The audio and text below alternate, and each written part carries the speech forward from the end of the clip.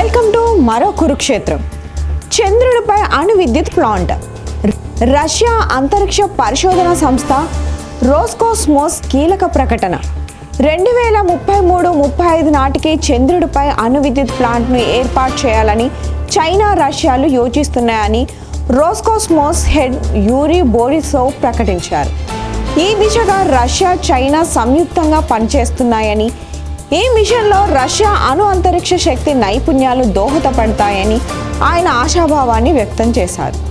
భవిష్యత్తులో ఏదో ఒకరోజు జాబిల్లిపై ఆవాసాల నిర్మాణానికి అనుమతి దక్కుతుందని ఆశాభావాన్ని వ్యక్తం చేశారు.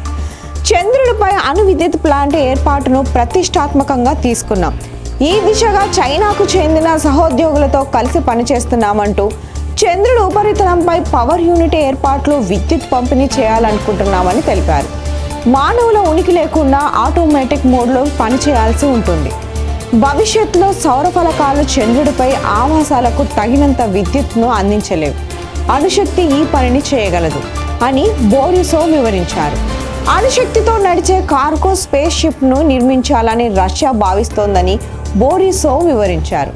ఈ ప్రాజెక్టులో భాగంగా అణు రియాక్టర్ను చల్లబరచడంతో పాటు ఇతర సవాళ్లకు పరిష్కారాలను కనుగొన్నామని, అన్ని సాంకేతిక ప్రశ్నలను పరిష్కరించినట్లు పేర్కొన్నారు. ఈ భారీ సైక్లోపియన్ టగ్బోట్ ద్వారా అణు రియాక్టర్, హై పవర్ టర్బైన్లు సాధ్యమవుతాయని, పెద్ద కార్గోలను ఒక కక్ష నుండి మరో కక్షకు రవాణా చేయడం సాధ్యమవుతుందని బోరిసోవ్ వివరించారు. మరిన్ని లేటెస్ట్ అప్డేట్స్తో మళ్ళీ మీ ముందుంటుంది మీ రజని.